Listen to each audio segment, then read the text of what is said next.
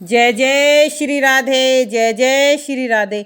भक्तजनों, कल की कथा में हमें आपने को बताया था कि कैसे भगवान ने अपने माता पिता को बंदी गृह से छुड़ाया और कैसे अपने गुरु से शिक्षा ग्रहण की। आगे की कथा को बढ़ाते हुए बताते हैं कि परमात्मा ने उद्धव जी को ब्रज में क्यों भेजा।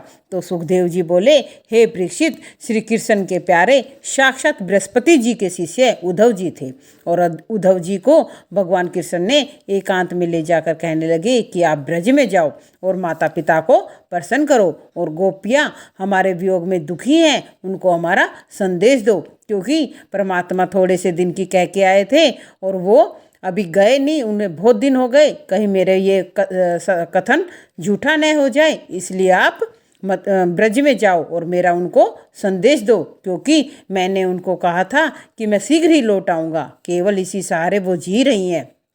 तब भगवान की आज्ञा पाकर उद्धव जी नंद जी से मिलने चल दिए और सूर्यास्त के समय गोकुल पहुंच गए। तब नंदराय जी ने उनसे बहुत प्रेम से मिले और अतिथि सत्कार किया और पूछने लगे कि हमारे कान्हा और बलराम कैसे हैं और हमारे परम मित्र वसुदेव जी अपने कुटुंब के साथ कुशल पूर्वक तो हैं। तब श्री कृष्ण जी हमारी अपनी माता व ग्वाल बाल को कभी याद करते हैं या नहीं करते। जब हम कृष्ण की लीलाओं का गान करते हैं, हम तो सारा दिन यहाँ पर श्री कृष्ण करते रहते हैं, वो हमें याद भी करते हैं या नहीं करते। तब माता यशोदा की आंसुओं की धारा बहने लगती है और उद्धव जी बोले कि आप इस संपूर्ण प्राणियों के मध्य प्रशंसा के योग्य हैं और जगत गुरु नारायण में भक्ति की है, अपने में भक्ति की है और भगवान तो जगत के आदिकरण हैं। और यदि कोई क्षण मात्र शुद्ध मन से भी भगवान को ध्यान करता है तो वह मोक्ष को प्राप्त हो जाता है और आपने तो अपने दोनों पुत्रों में भक्ति भाव रखा है, तो फिर क्या ही शेष रह गया। तो उद्धव जी कहते हैं कि हे माता, आपने तो परमात्मा की सेवा की है, परमात्मा का पालन किया है, तो आपके तो जीवन का क्या ही अनोखा कहना।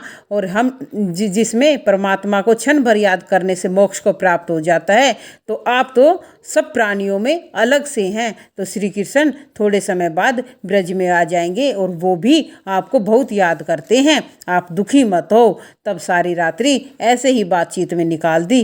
तब सुबह नंदराय जी के द्वार पर सोने से मढ़ा हुआ रथ देखा लोगों ने। तब सबको लगा कि कृष्ण बलराम वापिस आ गए हैं, परंतु उद्धव जी को देखकर सब हैरान हो गए कि कन्हैया नहीं आए हैं, ये तो उद्धव जी आए हैं। और कन्हैया का समाचार सुना तब सब कहने लगे और सब ने अपने अपने प्रश्नों से उद्धव जी से प्रश्न करने लगे कि हमारा कान्हा कैसा है, हमें याद करता है या नहीं करता। सब गोपियों ने उद्धव जी को घेर लिया और वो हमें छोड़कर चले गए, कह के गए थे कि थोड़े ही समय में मैं यहाँ मथुरा से आ जाऊँगा, परंतु अभी नहीं आए हैं।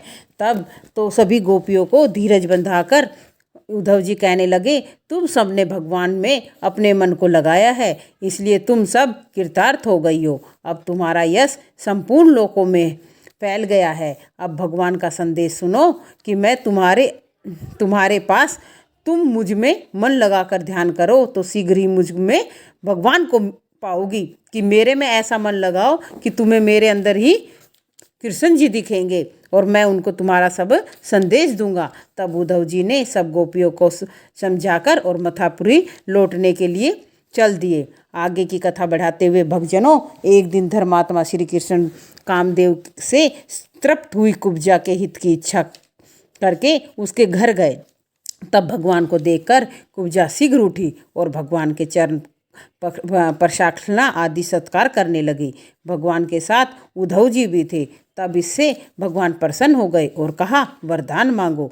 तब कुब्जा ने भगवान के साथ रमन मांगा। तब भगवान ने कहा, मैं यहाँ नित्य तुम्हारे घर आऊँगा। और भगवान और उद्धव अपने घर चल दिए।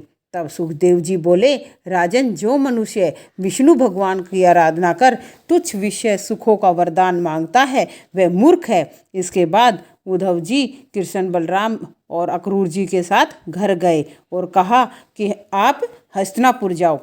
तो कहने का अभिप्राय ये है भक्तजनों कि हमें परमात्मा की में भक्ति मांगनी चाहिए। हमें ये छोटी मोटी चीज़ें मांगकर अपने जीवन को व्यर्थ नहीं करना चाहिए। साक्षात हमें परमात्मा आए और परमात्मा हमसे पूछ रहे हैं कि तुम्हें क्या चाहिए।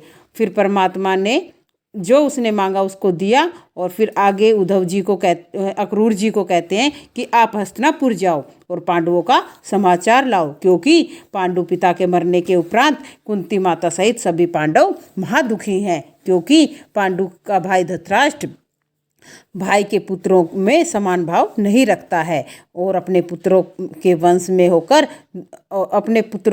में होकर दुख देता है।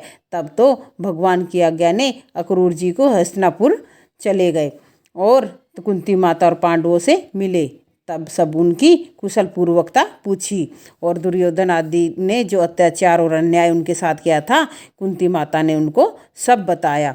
और अपने भाई अक्रूर को देखकर कुंती अपनी जन्मभूमि को याद करके रोने लगी और पूछने लगी कि भगवान कृष्ण कभी भुआ और उनके पुत्रों को याद करते हैं, कब सुध लेंगे। तब कुंती को धीरज देकर वह राजसभा में गए और भगवान से वचन कहे कि पांडु के मरने के बाद उनके पुत्रों को गद्दी का अधिकार था, इसे छीनना गलत है। अगर तुम ऐसा विषम भाव रखोगे तो लोक में तुम्हारी निंदा होगी और अंत में तुम्हें नरक मिलेगा, क्योंकि तुम्हें अपने और अपने भाई के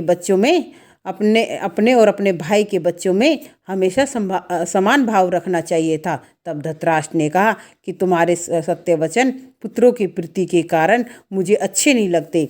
धृतराष्ट्र कहता है, तो वचन तो तुम सत्य कह रहे हो, परंतु मेरा पुत्र के मुंह में इतना वो हूँ कि मुझे तुम्हारे जो ये वचन है ये भी सही नहीं लग रहे। भक्तजनों, कहने का अभिप्राय ये है कि अपने भाई और अपने पुत्रों में भी एक समान भाव रखना चाहिए। धर्म यही कहता है, यदि भाई मर जाए तो पहले अपने भाई के पुत्रों को उनको ज़्यादा अधिकार देना चाहिए अपने पुत्रों से, यही धर्म कहता है। और वैसे भी ईश्वर की इच्छा के विरुद्ध कुछ नहीं होता। तब अक्रूर जी धृतराष्ट्र का अभिप्राय जानकर आज्ञा लेकर मथुरापुरी आए और सारी बातें भगवान को बता दी। इसी के साथ जय जय श्री राधे, जय जय श्री राधे, जय जय।